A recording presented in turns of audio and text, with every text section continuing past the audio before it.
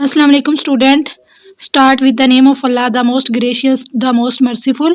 Today we are going to discuss Robinson Crusoe by Daniel Defoe.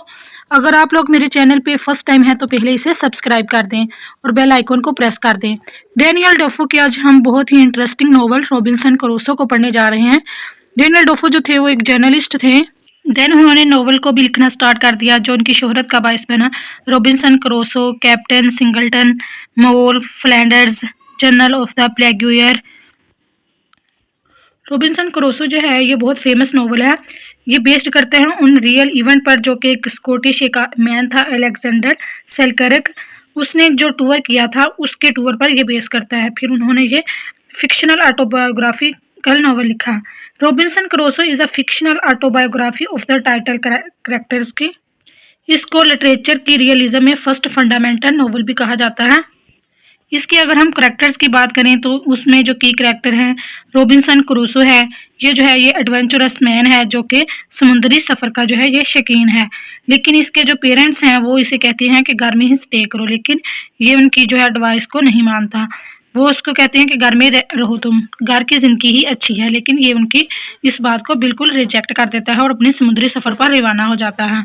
Next जो की character हमारा है Friday. ये 26 ईयर ओल्ड कैरिबियन नेटिव है।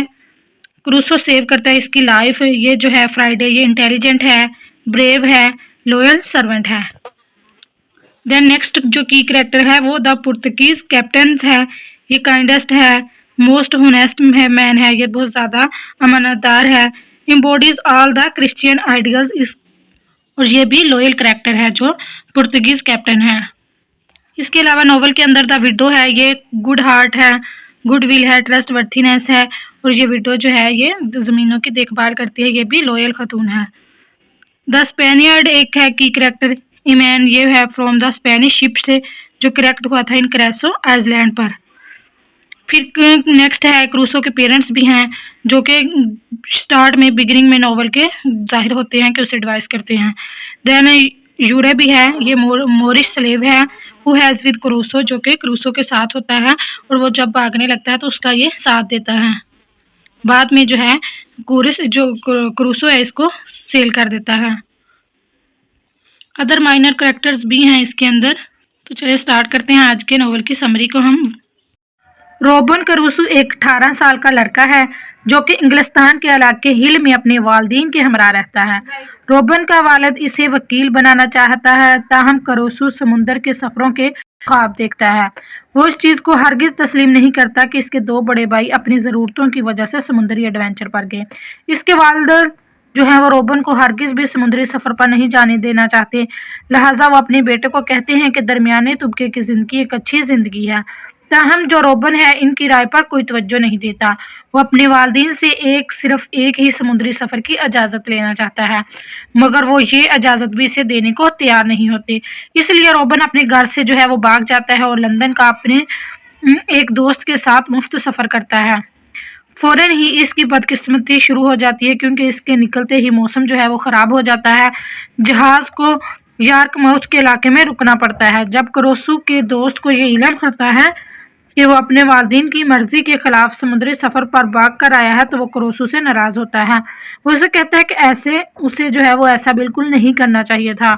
दोनों एक दूसरे से जुदा हो जाते हैं और क्रूसो अब बहरी की बजाय बड़ी सफ़र जो है वो शुरू कर देता है। वो सोचता है कि इसे घर चले जाना चाहिए, मगर वो समझता है कि इसके घर वाले यूँ निकल जाने पर इसकी बेइज्जती करेंगे, लिहाजा वो घर जाने का फ़ैसला जो है वो तुरक कर देता है। रॉबिन जो है वो गोवियाना के इलाके में जाने वाले एक समुद्री जहाज़ का सफ़र करता है। वहाँ पहुँचकर वो ताजर बनने की कोशिश करता है। रास्ते में तुर्की कज़ाक इनके जहाज़ को लूट लेते हैं। ये कज़ाक हमले और सारे जहाज़ को अफ्रीका की एक बंदरगाह साली में ले आते हैं। रॉबिन को गुलाम बना लिया जाता है। 2 साल तक गुलामी की ज़िंदगी के दौरान वो वहाँ से निकलने के मंसूबे बनाता रहता है। इसे फिर एक मौका मिलता है जब रॉबिन को 2 अफ्रीकियों के साथ मछलियां पकड़ने के लिए भेजा जाता है। क्रूसो एक को तो कश्ती के बोर्ड पर गिरा देता है और दूसरे को, जिसका नाम जोरे था, को कहता है कि अगर वो इसका साथ दे तो वो इसके साथ चल सकता है। वो एक अनजाने इलाके की तरफ निकल खड़े होते हैं और एक बेआबाद जजीरे में पहुंचते हैं। जल्द ही वहां इन्हें काले लोग रहते हैं नजर आते हैं। ये मकामी लोग क्रोसू और जोरे से बहुत दोस्ताना रवैया रखते हैं। एक दफ़ा ये दोनों एक पुर्तगाल को जहाज़ आते देखते हैं। ये इस जहाज़ की तवज्जो हासिल करने में कामयाब हो जाते हैं। इस जहाज़ का जो कप्तान है वो बहुत मेहरबान आदमी होता है।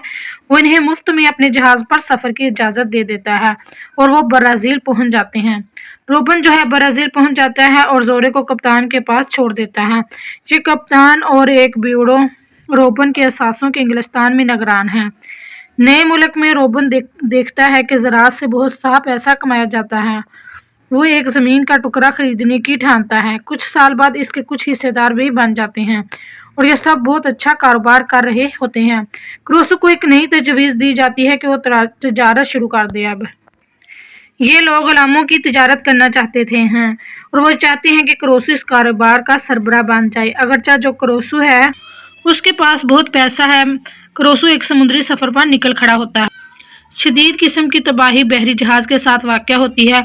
सिवाय रोबन के सब जो हैं वो मर जाते हैं। ताहम क्रोसू एक साहिल पर पहुंचने में कामयाब हो जाता है। रोबन इस बेयाबान जजीरे पर 27 साल तक रहता है। वो इस जहाज़ से बहुत सारी चीज़ें निकाल लाता है। इसी दौरान वो इस जजीरे पर अंग्रेज़ों वाली तर्ज ज़िंदगी अपनाने की कोशिश करता है। अपना एक छोटा सा झोंपड़ा बनाता है, अपनी ज़रूरत की चीज़ें इकट्ठी करता है, खाना पकाना, बकरियों को पालना और फसलें उगाना सीखता है।